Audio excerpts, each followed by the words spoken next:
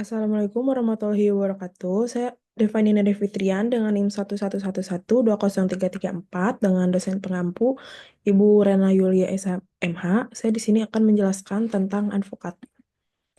Eh, apa sih advokat? Advokat pada dasarnya advokat dan juga pengacara mempunyai makna yang sama. Hal tersebut sudah dituangkan dalam pasal 32 ayat 1 Undang-Undang Nomor 18 Tahun 2003 mengenai advokat, di mana advokat, penasihat hukum, pengacara, dan konsultan hukum semua itu disebut dengan advokat.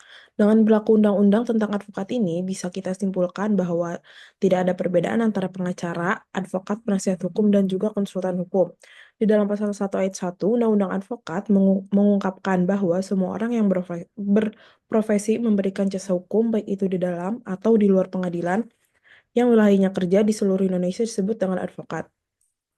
Perbedaan advokat dan pengacara yang membedakan yaitu wilayah di mana mereka bisa memberikan jasa hukumnya. Seorang advokat merupakan seseorang yang memegang atau memiliki izin memberikan jasa hukum di pengadilan berdasarkan surat keputusan Menteri Kehakiman dan mempunyai wilayah untuk beracara di seluruh wilayah Republik Indonesia. Sementara, pengacara merupakan seseorang yang memegang izin praktik atau bercara sesuai dengan cara surat izin praktek di wilayahnya yang diberikan oleh pengadilan setempat.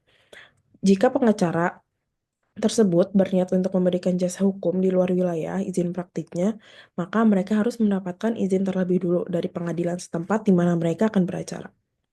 Selanjutnya ada tugas dan wewenang advokat berdasarkan Undang-Undang Republik Indonesia. Yang pertama ada Undang-Undang Republik Indonesia Nomor 8 Tahun 1981 tentang Hukum Acara Pidana.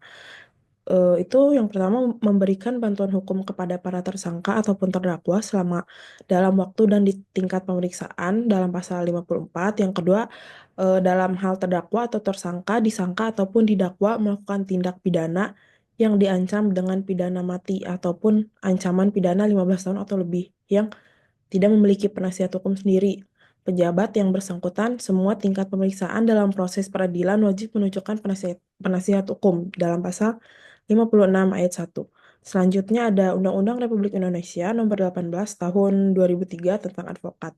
Yang pertama memberikan jasa pelayanan hukum, yang kedua memberikan bantuan hukum secara cuma-cuma pada mencari keadilan yang tidak mampu, yang ketiga merahasiakan berbagai hal yang diketahui ataupun mendapatkan dari kliennya karena adanya hubungan profesi.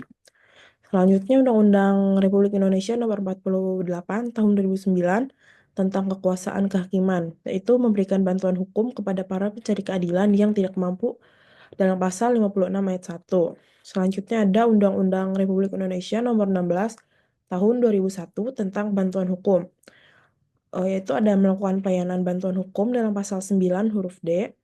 Yang kedua, menyelenggarakan konsultasi hukum, penyuluhan hukum, dan juga kegiatan lain yang berkaitan dengan bantuan hukum dalam pasal 9 huruf C. Selanjutnya ada fungsi advokat. Fungsi advokat itu yang pertama, advokat sebagai penegak hukum, yang kedua, advokat sebagai pekerjaan profesional, advokat dalam kedudukan sebagai penegak hukum di luar pemerintahan, dan yang selanjutnya advokat berkaitan dengan kekuasaan kehakiman.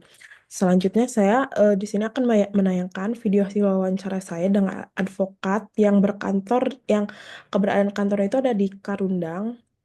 Nama kantornya itu ada eh, ABR Law Firm Serang, Banten. Siapa namanya? Devani. Oh iya Devani, oke, salam kenal, silakan Ya, ya. jadi gimana sih peran advokat itu dalam pra persidangan? Peran advokat ini dalam persidangan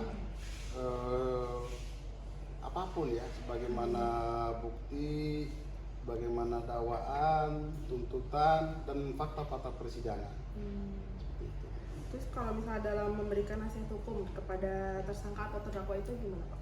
Memberikan nasihat hukum adalah berdasarkan keterangan terdakwa atau tersangka tersendiri ya. Kalau di pengadilan disebut sebagai terdakwa, kemudian kalau di pengadilan di kepolisian disebut sebagai tersangka.